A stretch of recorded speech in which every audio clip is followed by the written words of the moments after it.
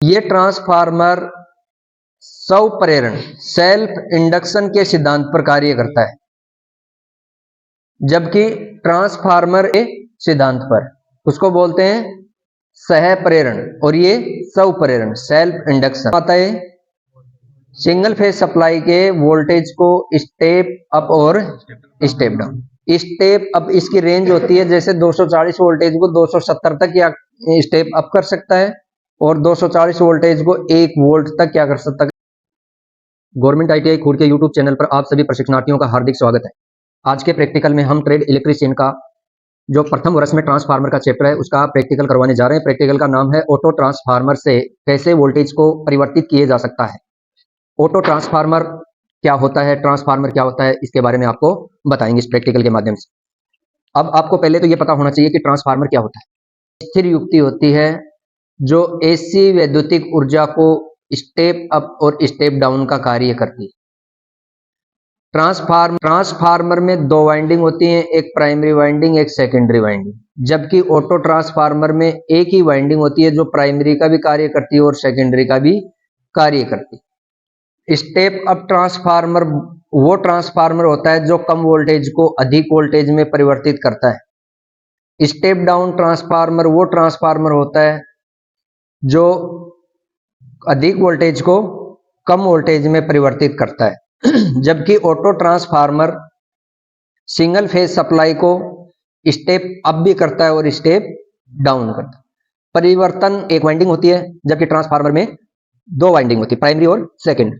और auto transformer में एक ही वाइंडिंग होती है जो प्राइमरी का भी कार्य करती है और सेकेंडरी का। आज का प्रैक्टिकल अपना ऑटो ट्रांसफार्मर का है। ट्रांसफार्मर का प्रैक्टिकल नंबर अगला जो प्रैक्टिकल होगा उसमें आपको ट्रांसफार्मर के बारे में संपूर्ण जानकारी देंगे। आज देंगे आपको ऑटो ट्रांसफार्मर की।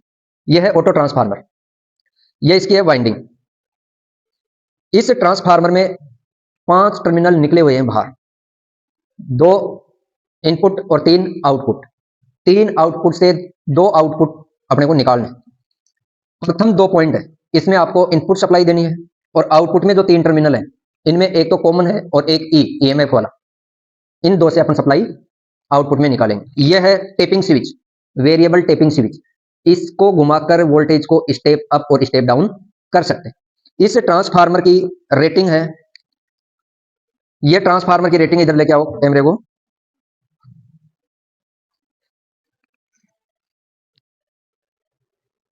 इसकी रेटिंग है 240 वोल्ट 50 से 60 हर्ट्ज फ्रीक्वेंसी और आउटपुट रेटिंग है 0 से 270 वोल्टेज। इनपुट में अपन 240 वोल्टेज देंगे तो आउटपुट में 270 वोल्ट तक ये सप्लाई देगा। और ये टर्मिनल है इनके, ये इनपुट और ये 3 आउटपुट है। आउटपुट E और C से निकालेंगे और इनपुट इन 2 टर्मिनलों में देंगे। अब अपन इनपुट टर्मिनल भी देंगे और आउटपुट टर्मिनल से वोल्टेज कैसे कम और ज्यादा किया जाता है। इस ट्रांसफार्मर से अपने को मान लो कि 50 वोल्टेज की आवश्यकता है तो 50 वोल्टेज प्राप्त कर सकते हैं, जबकि सिंगल फेज सप्लाई में 230 240 वोल्टेज प्राप्त होते हैं। अगर कोई ऐसा उपकरण हो कि वो 50 वोल्टेज सप्लाई से चल रहा है तो उसके लिए अपन कौन से ट्रांसफार्मर का इस्तेमाल करेंगे? ऑटो ट्रांसफार्मर का। इसको वेरिएक के नाम से भी जाना जाता है। अब अपन इसका कनेक्शन करते हैं। इसमें 5 पॉइंट निकले हुए हैं कनेक्शन पॉइंट टर्मिनल बॉक्स पर, 2 इनपुट और 3 आउटपुट। 2 इनपुट में लगाएंगे पहले, ये 2 इनपुट टर्मिनल निकाल दिए और ये 2 आउटपुट टर्मिनल निकाल दिए।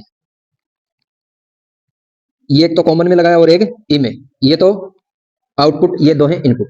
अब इनपुट सप्लाई को अपन एक्सटेंशन बोर्ड से सप्लाई देंगे तो आउटपुट में अपने को ये स्टेप डाउन करके वोल्टेज देगा। अब इसको अपन घुमाएंगे वेरिएबल टेपिंग स्विच को तो वोल्टेज का मान कम और ज्यादा होता रहेगा। वो आपको मल्टीमीटर से दिखाएंगे कि कितना वोल्टेज आ रहा है। एक बार एक स्टेप को घुमाएंगे कितना वोल्टेज इंक्रीज हो रहा है। ठीक है, अब ये मल्टीमीटर है, मल्टीमीटर की रीडिंग दिख रही है ना, दिख रही है। और ये अपना ऑटो ट्रांसफार्मर वेरिएबल स्विच, इसको अपन घुमाएंगे तो वोल्टेज एक कंडीशन में तो आउटपुट में वोल्टेज बढ़ेगा, एक में कम होगा। तो पहले तो अपन इनपुट टर्मिनलों को सप्लाई में जोड़ेंगे तभी तो आउटपुट में सप्लाई देगा ये।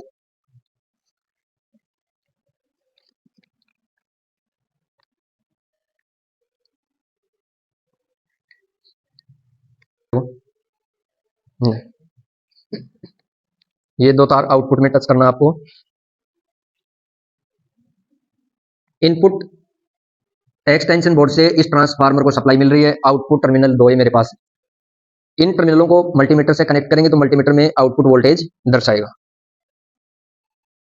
इनपुट टर्मिनल 240 वोल्टेज सप्लाई से कनेक्ट है, आउटपुट में कितना वोल्टेज आ रहा है, 33 वोल्टेज आ रहा है। अब इस स्विच को अपन घुमाएंगे, अब कितना हुआ वोल्टेज, 24, कितना हुआ, 1 वोल्टेज। अब 1 वोल्टेज आपको 10 वोल्टेज चाहिए तो 10 वोल्टेज पे अपन इसको सेट कर सकते हैं। कितना आ गया, 18 आ गया, 11, 9, 10। अब धीरे धीरे अपन इसको अधिकतम 270 280 वोल्टेज तक बढ़ा सकते हैं। देखो इस पे टच मत करो आप, बढ़ रहा है क्या वोल्टेज, बढ़ रहा ना, कितना वोल्टेज हो गया, 200 से बाहर गया। देखो घुमाते रहो और वोल्टेज, अब ये लास्ट आउटपुट वोल्टेज दे दिया आपको, कितना अधिकतम 270 वोल्टेज दे दिया, रेटिंग भी 270 ही थी इसकी, ठीक है। अब इसको अपन वापस कम करेंगे तो वेरिएबल स्विच से अपन वापस स्विच को कम कर सकते हैं। हो रहा है, कितना हो गया, 60, 30, कितना हो गया, 5 वोल्टेज, 4 वोल्टेज। अब 4 वोल्टेज पे सेट कर दिया अपने को, आउटपुट में कितना वोल्टेज मिल रहा है, 4 मिल रहा है। तो इस ऑटो ट्रांसफार्मर का कार्य यही है। ये ट्रांसफार्मर स्वप्रेरण सेल्फ इंडक्शन के सिद्धांत पर कार्य करता है, जबकि ट्रांसफार्मर स्टेप डाउन हो स्टेप डाउन अप हो वो करते हैं म्यूचुअल इंडक्शन के सिद्धांत पर, उसको बोलते हैं सह प्रेरण, और ये स्वप्रेरण सेल्फ इंडक्शन। अब इसका कनेक्शन आप कर सकते हो आराम से। ऑटो ट्रांसफार्मर का क्या काम आता है, सिंगल फेज सप्लाई के वोल्टेज को स्टेप अप और स्टेप डाउन। स्टेप अप इसकी रेंज होती है, जैसे 240 वोल्टेज को 270 तक या स्टेप अप कर सकता है, और 240 वोल्टेज को 1 वोल्ट तक क्या कर सकता है, स्टेप डाउन कर सकता है, ठीक है।